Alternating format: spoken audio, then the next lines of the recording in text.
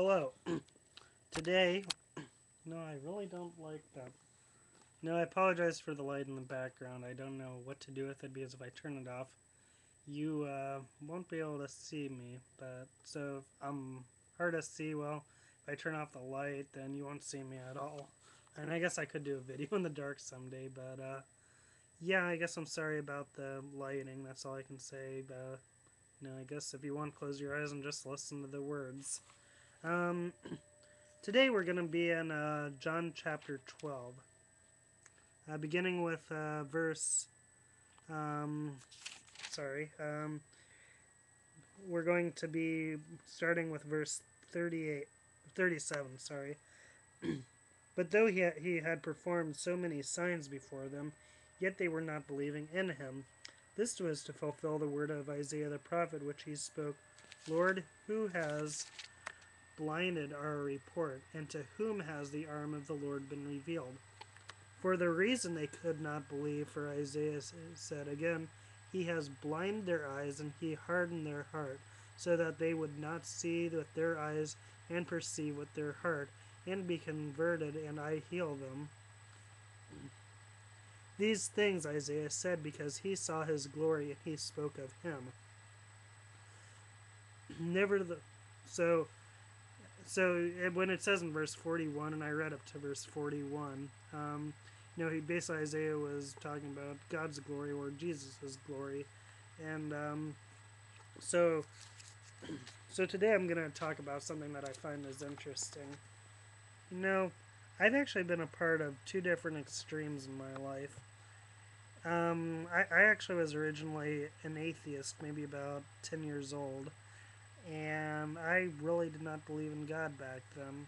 Of course, I could also argue that I think there was always a small part of me that didn't, or I'm sorry, that did believe in God, and you know, and I think that's with, and I'll be honest, I believe that's with any atheist. There is a small part that is, deny that is saying, yeah, there might and there could very well be a God. See, and and I've heard some people, mostly professors I've had, say it's better, when you're trying to convert someone, if they're an atheist, or if they're an atheist, because at least then they know they don't believe in God. Whereas agnostic people, they're they're kind of in the middle. Actually, personally, I go. Of course, maybe it comes with me being an atheist at one time.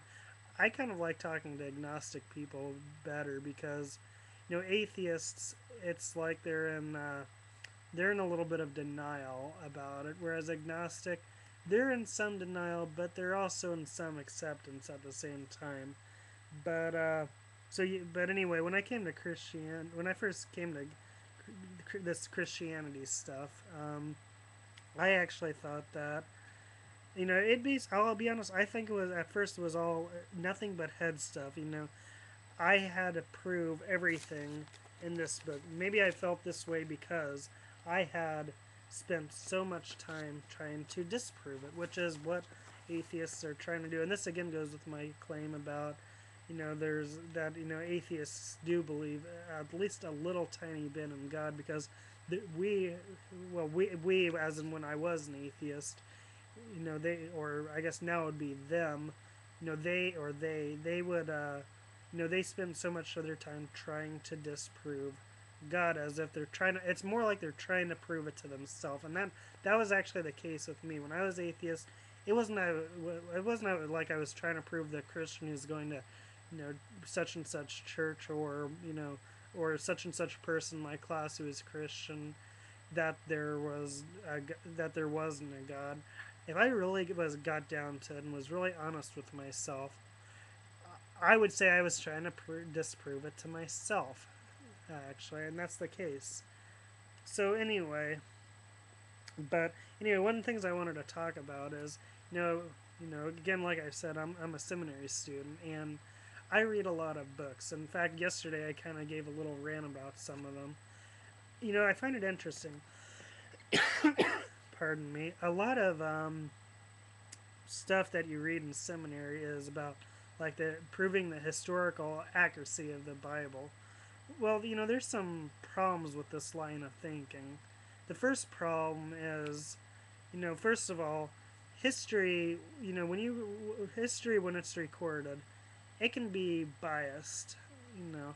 Like, for example, I've heard if you look at a USA history book of World War II and a Japanese history book of World War II, I've heard you can get very different thinkings, very different things about the war than if you just read one of them. Personally, I'll admit I've only read the U.S. one, but I have learned a few things that most U.S. books don't.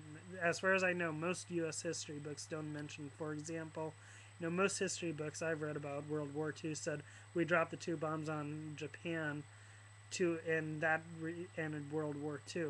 Whereas I've heard in Japan that they actually surrendered to us prior to us dropping both of those bombs. So that's just a tidbit here. Like I said, I've never read a Japanese history book. This is just something I've read from some source somewhere. And then another problem can be that things can be, and this kind of goes along with my first one, but things can be omitted, things can be added, and things can be taken away by someone.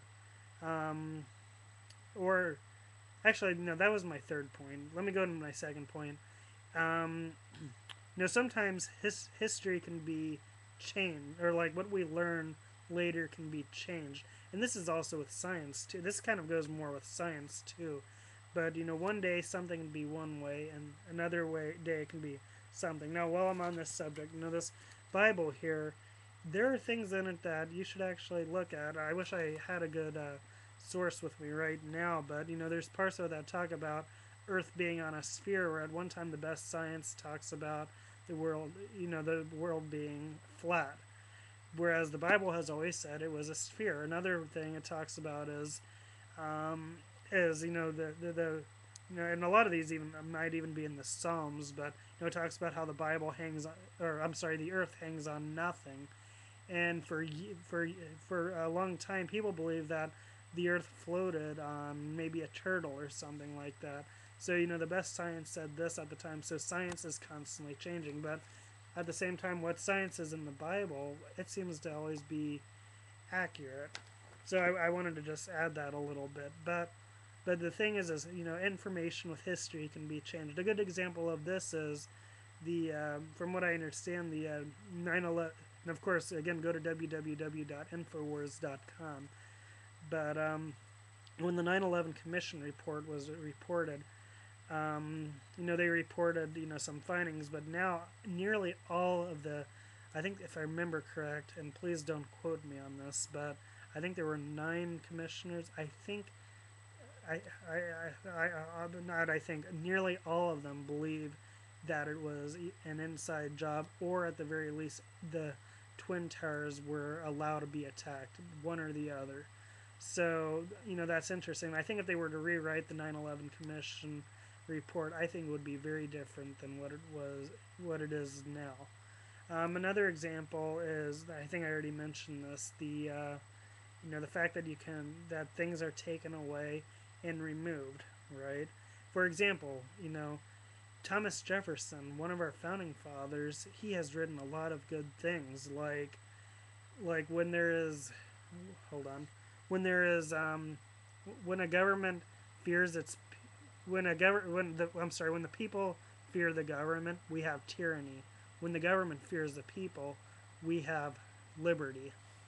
And this is like a lot of the reasons why we ended up fighting the American Revolution, right? But now a lot of history books, they're omitting stuff that Thomas Jefferson said, or omitting stuff about Thomas. Some even go as far as knocking him completely out of the history book, and this is from what my understanding is. So yes, things get omitted. And my fourth point about history, why you want to be cautious, is this. My fourth point. Okay, are you ready? When trying to prove history, often we might use things like carbon dating, radio dating, and stuff like that. So these are measuring devices. Like oftentimes, like I'll be honest, I'm a young Earth creationist. I believe that the Earth is about 6,000 years, no more than 10,000 years. And 10,000, of course, would be pushing. And there's some good books out there. Go to answersingenesis.org and you can find all kinds of resources. But, you know, with these measuring devices that exist, you have to keep in mind that they're man-made or people-made measuring devices. Like, why is an inch an inch? Well, because man has decided that so many centimeters is an inch. So what's a centimeter? Well, man has decided, this much is a centimeter, right? So these are all man-made measuring devices. That's how they exist. So with a man-made measuring device for years, these are still man-made measuring devices, right? Yeah, that's what they are. They are man-made. You know, any measuring device has error. For example, suppose you're going. Well, suppose the speed limit is 55, and you're driving, maybe about 60 miles an hour. Most police officers won't pull you over. I mean, maybe some will, but it's my understanding that most won't if the speed limit is 55 and you're going 60. And I'm not encouraging you to speed, just so you know. But most won't pull you over. You know why? Because if you actually take it to court, you can contest that. What about their error of measuring? What about their error of and their speed guns? What about the error ratio? Did they take that into consideration? And sometimes I've heard, and of course I've never been in this situation, but I've heard most judges will rule in favor of the person. That's why most cops, if you're going, 5 miles over the speed limit, they don't really pull you over. So that's one example of how measuring devices can be an error, especially when they're made by man. And what I would say is, this Bible, it was, I would say there's a measuring device in this, right? There's a measuring device in this written by God.